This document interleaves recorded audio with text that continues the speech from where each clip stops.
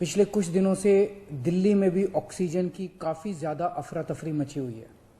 कभी इस हॉस्पिटल में ऑक्सीजन की कमी हो गई, कभी उस हॉस्पिटल में ऑक्सीजन की कमी हो गई, इस हॉस्पिटल में 2 घंटे की ऑक्सीजन बच गई।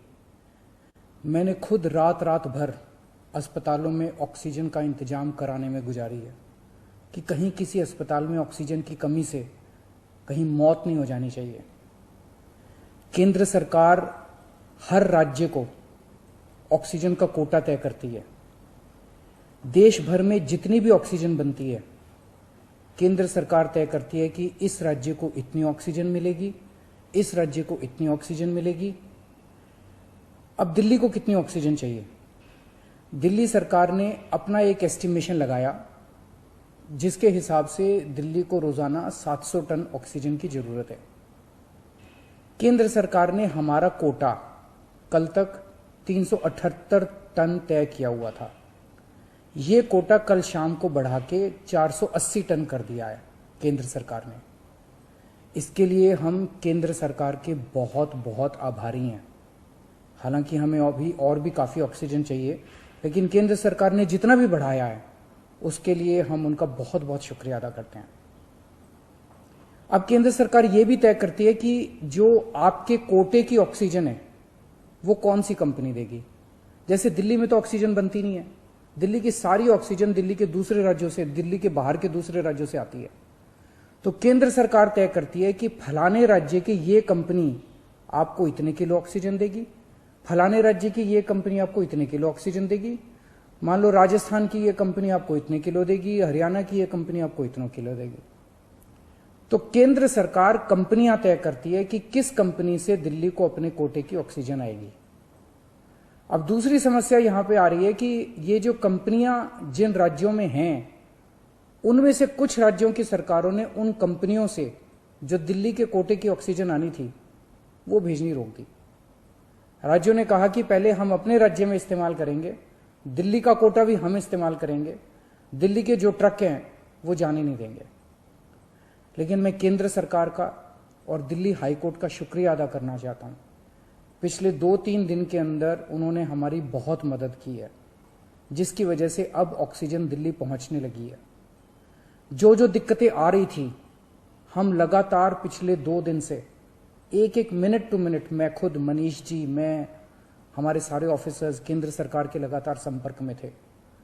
परसों रात को मुझे याद है जब जीटीबी हॉस्पिटल में वहां का ट्रक एक पड़ोसी राज्य से चलना था पर वो चला नहीं, जीटीबी ऑक्सीजन में आनी थी ऑक्सीजन, तो एक केंद्रीय मंत्री को हमने फोन किया और उन्होंने तुरंत वहां पे बात करके उस ट्रक को वहां से छुड़वाया।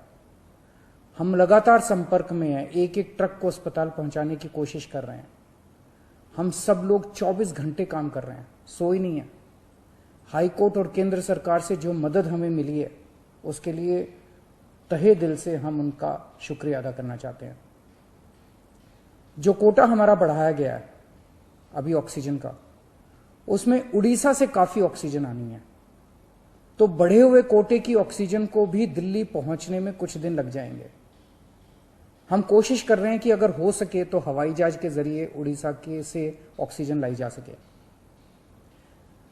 जब हमने लॉकडाउन लगाया था, मैंने आपको बोला था कि ये 6 दिन का जो लॉकडाउन है, ये 6 दिन हम आराम नहीं करने वाले, हम 24 घंटे काम करेंगे।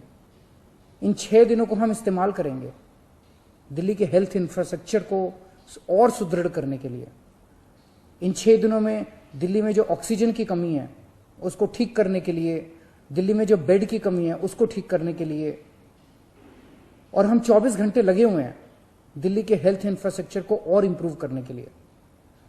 इस लॉकडाउन के 6 दिन जो हमें मिले हैं, इन 6 दिनों में हम पूरी कोशिश कर रहे हैं। एक और बात, ये बहुत बड़ी आपदा है। इस आपदा में अगर हम सारे लोग हरियाणा, पंजाब, तमिलनाडु, गुजरात, पश्चिम बंगाल इसमें बट गए तो भारत नहीं बचेगा। इस वक्त हमें एक दूसरे की मदद करनी है, हमें भारतीय बनना है, हमें इंसान बनना है। देश के लोग आज सभी न्यूज चैनल पे देख रहे हैं कि दिल्ली में आने वाला ट्रक किसी और राज्य ने रोक दिया, मध्य प्रदेश में जाने वाला ट्रक फलाने राज्य ने रोक दिया। ये तो ठीक नहीं है। लोग ये नहीं चाहते। देश के लोग आज ये देखना चाहते हैं कि दिल्ली ने किसी दूसरे राज्य की मदद कैसे करी, उत्तर प्रदेश ने किसी राज्य की कैसे मदद की। हम एक साथ मिलकर आपदा से लड़ना है हमें, तभी भारत बचेगा। अभी तो समय ये है कि उत्तर प्रदेश वाला दिल्ली की मदद करे, दिल्ली वाला हरियाणा की मदद करे, हरियाणा वाला बिहार की मदद करे, बिहार वाला गुजरात की मदद करे। हम सारे लोग अगर एक दूसरे की मदद करेंगे तभी तो भारत बचेगा। और अगर इतनी मुश्किल घड़ी में भी हम सारे एक दूसरे से लड़ने लग गए, तो अगर भारत राज्यों में बट गया इस समय, तो फिर भारत को कौन बचाएगा। मेरी सारी नागरिकों से अपील है, सारी सरकारों से अपील है कि आइए मिलके एक होके लड़ते हैं। अगर हम मिलके लड़े, एक मुट्ठी बनेगी, हमारे सारे संसाधन मिलके एक साथ इस्तेमाल होंगे, हमारी ताकत बढ़ेगी, हमारी शक्ति बढ़ेगी। और अगर हम बट गए तो फिर कोई हमें नहीं बचा पाएगा। मैं सभी राज्य सरकारों से कहना चाहता हूं कि दिल्ली का मुख्यमंत्री होने के नाते मेरे से जो बन पड़ेगा, मेरे हाथ में जो होगा, आप मुझसे मांगिए, मैं दूंगा। पूरे देश की मदद करेंगे। अगर दिल्ली में हमारे पास ऑक्सीजन जरूरत से ज्यादा होगी तो हम दूसरे राज्यों को ऑक्सीजन देंगे। अगर हमारे पास किसी दवाई की ज्यादा मात्रा होगी तो वो भी हम दूसरे राज्य के साथ बांटेंगे। और जब दिल्ली में कोरोना कम होगा और किसी दूसरे राज्य में डॉक्टर्स की जरूरत हुई, हम वहां डॉक्टर्स भी भेजेंगे।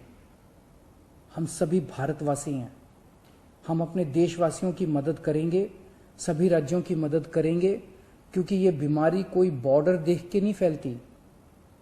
मैं उम्मीद करता हूं कि इसी भावना के साथ हम सभी मिलके एक साथ, सारी सरकारें, केंद्र सरकार, सारी राज्य सरकारें, हम मिलके काम करेंगे, एक भारत बन के काम करेंगे कोरोना को हराने के लिए। हमें पूरी दुनिया के सामने दिखा देना है कि विश्व में सबसे ज्यादा कोविड केसेस भारत में होने के बावजूद कैसे भारत के लोगों ने, यहाँ की सरकारों ने मिलके कैसे इस आपदा से लड़ाई की, कैसे हमने सारा प्रबंधन किया। भारत के लोग दुनिया को दिखा देंगे कि कैसे एक साथ मिलके इस खतरनाक बीमारी को हमने हराया। जय हिंद।